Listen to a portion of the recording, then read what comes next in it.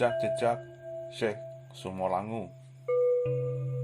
Salah satu jejak-jejak yang kita dapatkan dari menurut dan merunut cerita dan legenda yang ada, salah satunya adalah adanya perubahan dari masyarakat Hindu kuno menjadi Muslim.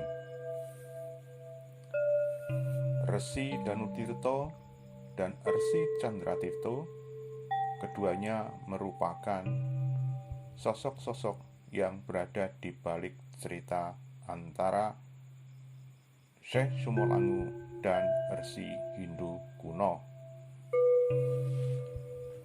Diperkirakan di zaman dahulu di wilayah Sumolangu terdapat struktur tatanan masyarakat Hindu kuno.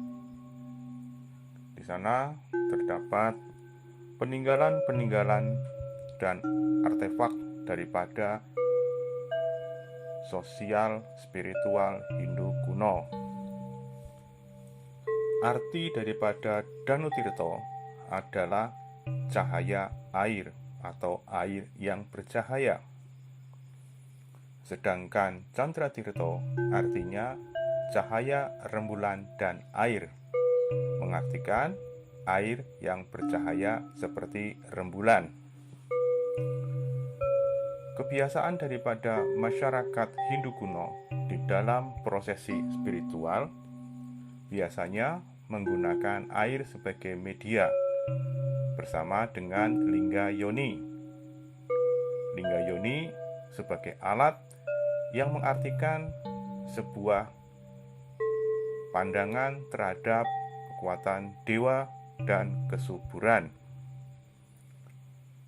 Antara air dan lingga yoni menyatu di dalam prosesi spiritual di dalam kompleks percandian. Di sini kita bisa melihat bahwasanya lingga yoni merupakan perwakilan di masa lalu, bahwasanya tempat tersebut merupakan wilayah Hindu kuno. Namun tim pencari fakta dari pencari jejak 70 tidak menemukan batu-batu pendukung bangunan candi. Biasanya batu-batu andesit dipakai sebagai unsur bangunan candi Hindu kuno.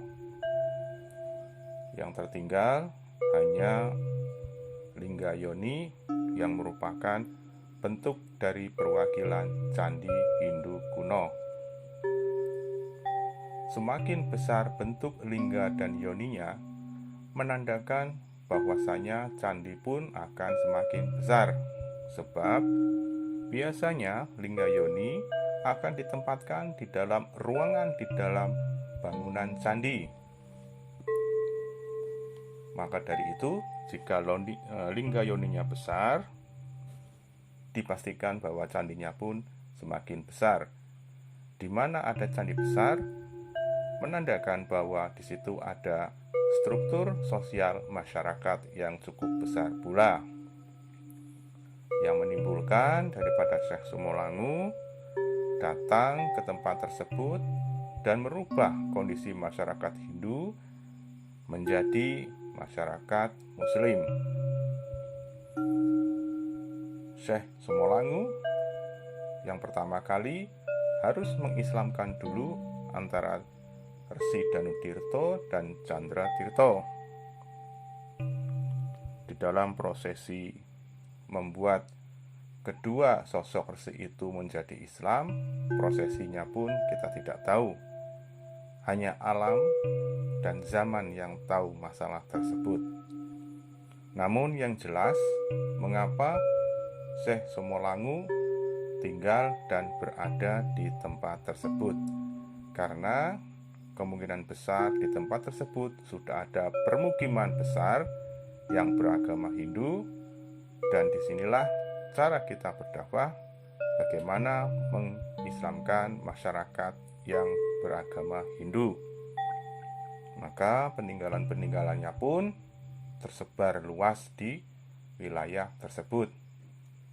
Kemungkinan batu-batu dan yang lainnya yang merupakan pendukung candi Hindu sudah dialihfungsikan ataupun hilang atau juga terkubur di dalam tanah. Sedangkan di wilayah tersebut ada jalan yang dinamakan sebagai Jalan Kyai Gringsing.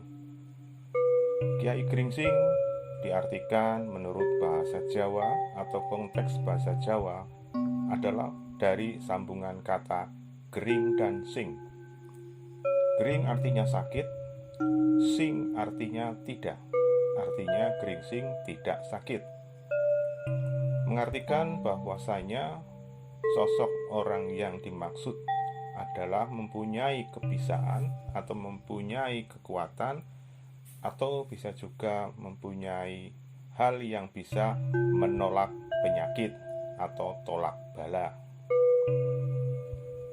Di sini diyakinkan ataupun dipikirkan dari nama tersebut biasanya mewakili daripada profesi ataupun kemampuan dari seseorang di zaman dulu.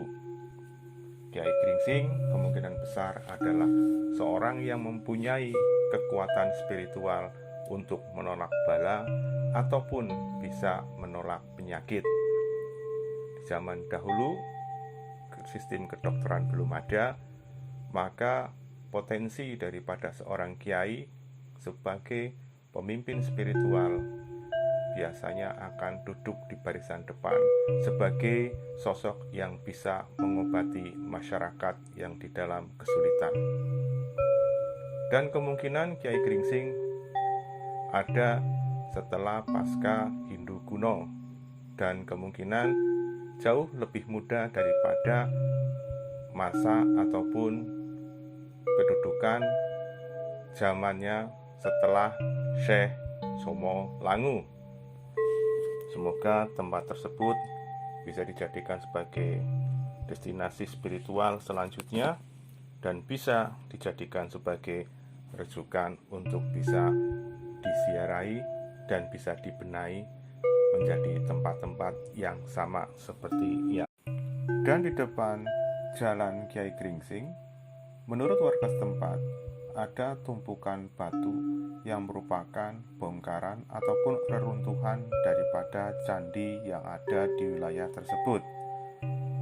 Semoga pemerintah bisa mengekskavasi dan bisa merunut apakah itu memang betul dari reruntuhan candi dan sebagainya. Juga banyak di lingkungan makam-makam tua yang belum diekskavasi ataupun belum dijadikan sebagai tempat yang bisa menjadi destinasi spiritual. Semoga reruntuhan candi dan semua reruntuhan yang ada bisa diperbaiki ataupun dibentuk menjadi bentuk yang menjadi destinasi spiritual. Juga termasuk makam-makam yang tersebar bisa menjadi lebih baik dari sebelumnya. Sementara untuk sini dulu, kita ketemu lagi di tempat yang berbeda dan di tujuan yang berbeda. Semoga kita menjadi menambah wawasan, menambah ilmu pengetahuan, menambah bentuk-bentuk kekayaan spiritual dan sebagainya. Sekali lagi, salam dan salam rahayu.